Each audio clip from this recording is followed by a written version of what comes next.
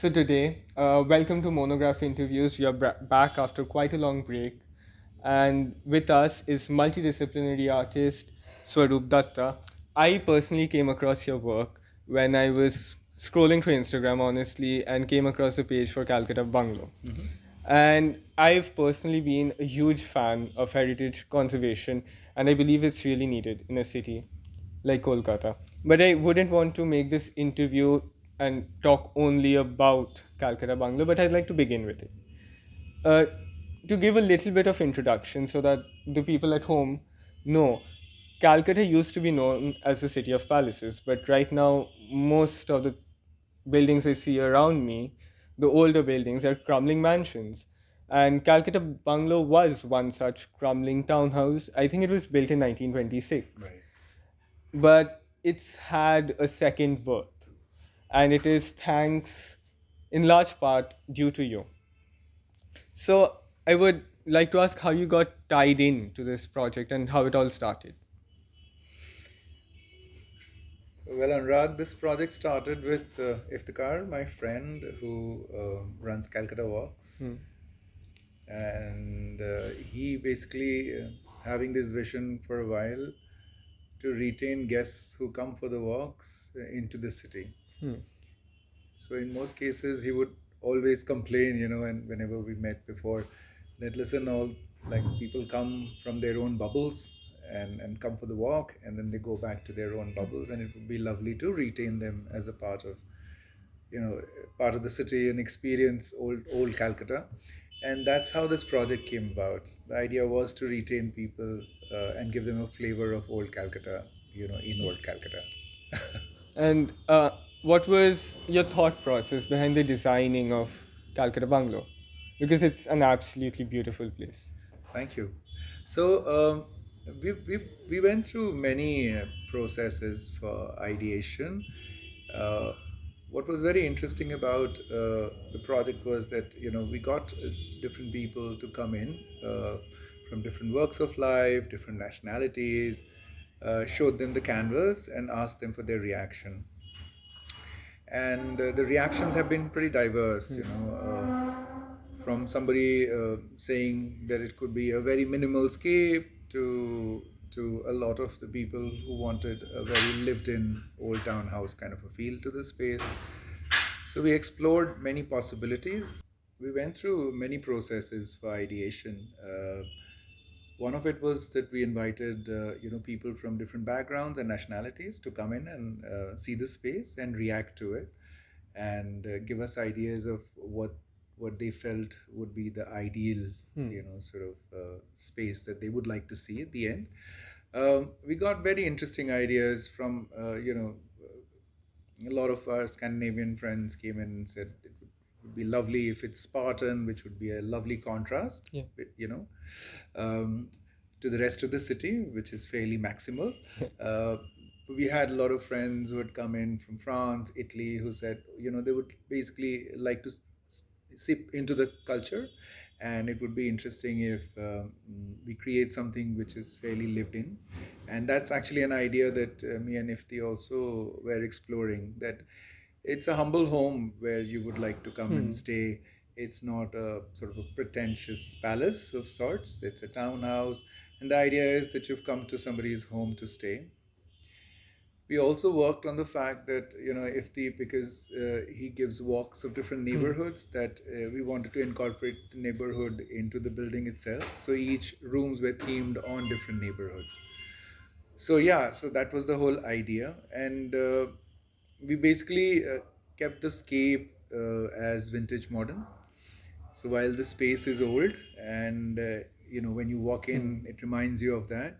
It also needs to be modern, in a sense, especially from utilitarian aspects. And so we've kind of woven in a story which falls into vintage touch of modern. both. Yeah, a touch of both.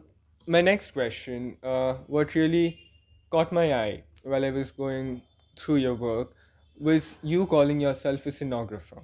Now, this wasn't a term I personally had come into contact with much, and I honestly wanted to ask you this: what exactly is a scenographer, and what goes into scenography as a whole, as an art process? See, traditionally, scenographers were people who used to paint the scenes, Mm.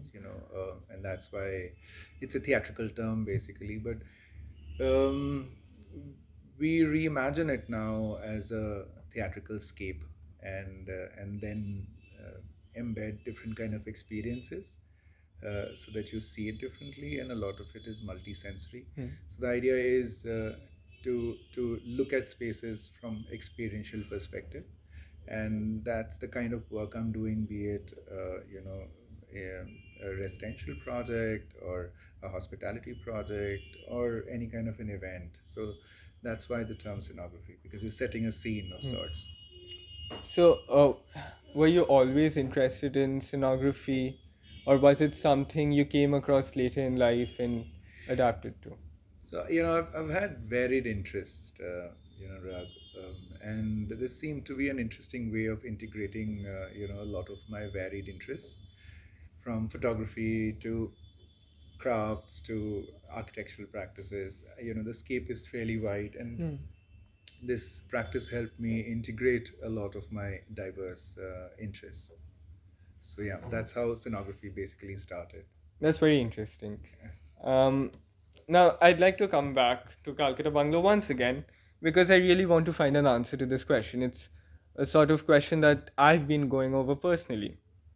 When you look at Calcutta as a city, you know, I personally define it as a city with, one of its legs on in the modern era and one of it in the past. And it's clearly visible because at the same time, like you said, if the cars Calcutta walks, and then you also have heritage trails, you have fun trails, you have a lot of these people working to conserve the heritage of this city, and at the same time you have what Bhuter Bhavishwat very funnily named Promoter Raj. Sure. And what exactly would you consider is the future for Calcutta's heritage? Do you envision writers' building being broken down and turned into a shopping mall? Uh, Actually, a scape of a city and its future lies in what the citizens would like to see their city as. Unfortunately, we don't realize what we have. Then there are many problems, in and around it. Let's say if you want to buy an old house hmm, and make it into a home instead of buying a new flat, um, you will not get a loan because anything which is beyond 30 years is difficult to get a loan yeah, on, true. right? So which means you need to have that much amount of money to invest into you know into sort of repairing or Hmm, restoring the house. So there are impediments at different levels, right? If you want to buy an old house, and if you buy it for a relatively cheaper price than what it is, it could be a distress sale, hmm, because it's not like a new flat. You yeah. buy it and then you have to invest a lot of money in Into sort of repairs restoring and it, in yeah. repairing it. But legally now you have to pay, I think, 20% tax Hmm, on on if the value is less than the stamp duty price. So there are many impediments legally, which makes proposition of restoring old houses difficult, if not hmm, impossible. So you need to really have the will. The question is, how are we looking at ourselves? Whoever comes to this city, what do you want to tell about you? hmm, You know, and it could vary. It could vary. You being showcasing a modern you, hmm, right? Which is what the future of any city is. But it could also be a city which can coexist with its yeah. past. No, where we take pride in it, and we tell our own stories Hmm, and our histories. So yeah, I mean, it would define. I mean, it would actually eventually be defined by the people of the city, how they want to see true. the city as. Unfortunately, as of now, it seems like we're not really valuing what we have. You know, Hmm. we are rushing towards something which is an easy solution, but I don't know if people are coming to this city to see that, or experience that. I think there is not much that we have built in this city in the last 50 years which catches your attention as opposed to things that was built 100 years Before. back. Exactly. So Even the Art Deco structures of sure, Calcutta. Art Deco, and even before that, Yeah. right? I mean, which are neoclassical, neo-Gothic, all the all these Dalhousie very Square, yeah. interesting sort of architectural sort of structures that has come up, and the conversations that have happened before have been quite exciting. So I don't think we've come to a very sort of vibrant architectural legacies that we possess, from the recent past. Recent. And so, yes, we do beckon back to an era which is beyond maybe 80, 100 years, and rightly so, because those buildings are still around and they all Yeah. inspire us, right? Yeah. And we experience it, and we would like people who come to this city to also experience Yeah. that. So yeah, I mean, I'd leave this question open to all of us to see how do we want our city to be. Now, coming back to your career as a multidisciplinary artist, I personally was absolutely taken aback by the photos that you took. I absolutely loved them. In fact, I was showing it to Aryaman, who was also quite taken aback. What sort of style would you say you follow, or is it more free form? And what's your inspiration behind it?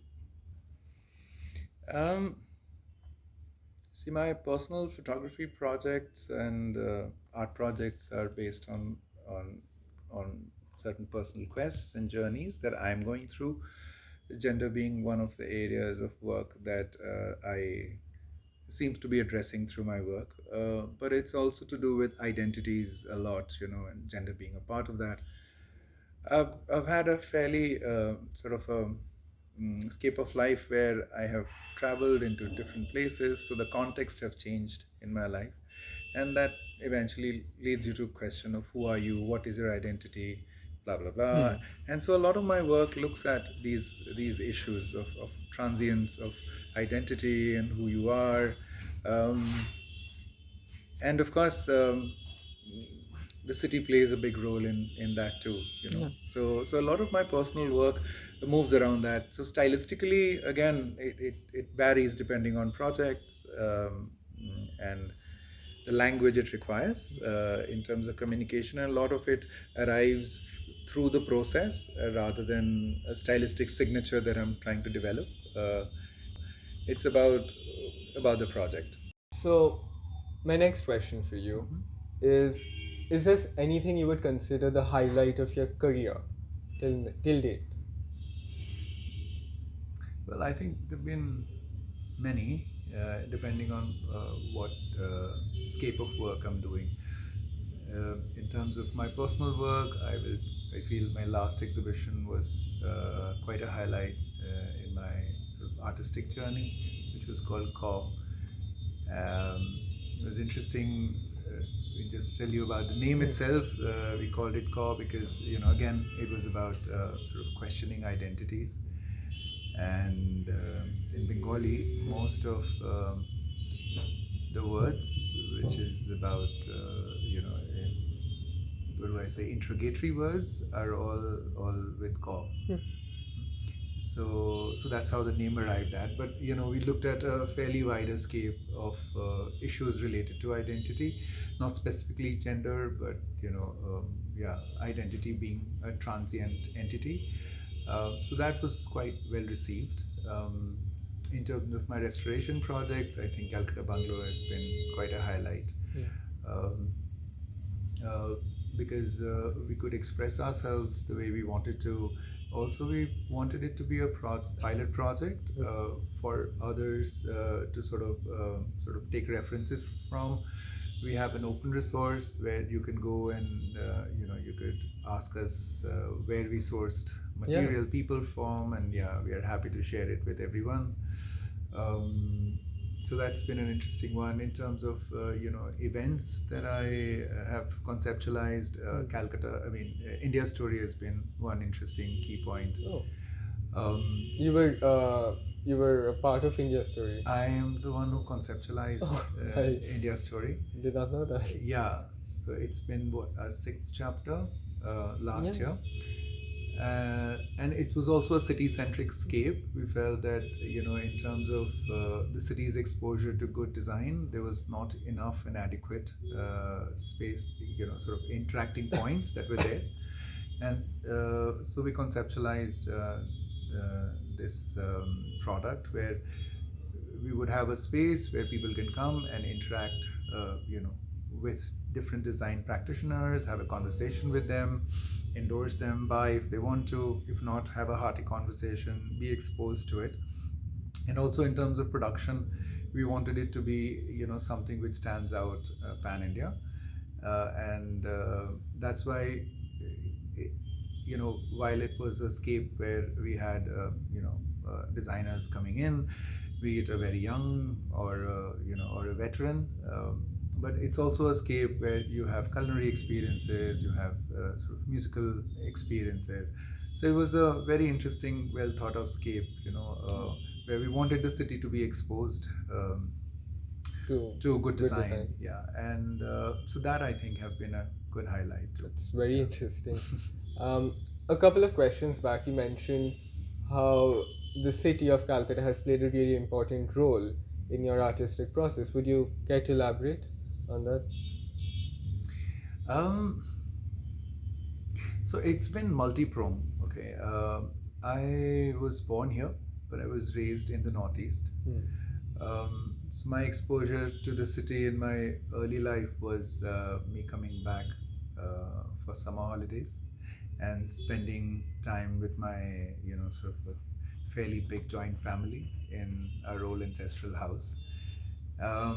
That's memory of a space that I've always taken back with me, and the old body, extended family, fun, things that have been, with me. And of course, I lived in the Northeast where we didn't have good cinema halls. Even if you did, a lot of the movies wouldn't come. So English movies in Calcutta have been an interesting part. That it was always be that we'll come back, and my father would take me to a New Empire or a Lighthouse or a Globe to watch some movie. So many things, museums of a scale that was the first time that I was exposed to in Calcutta.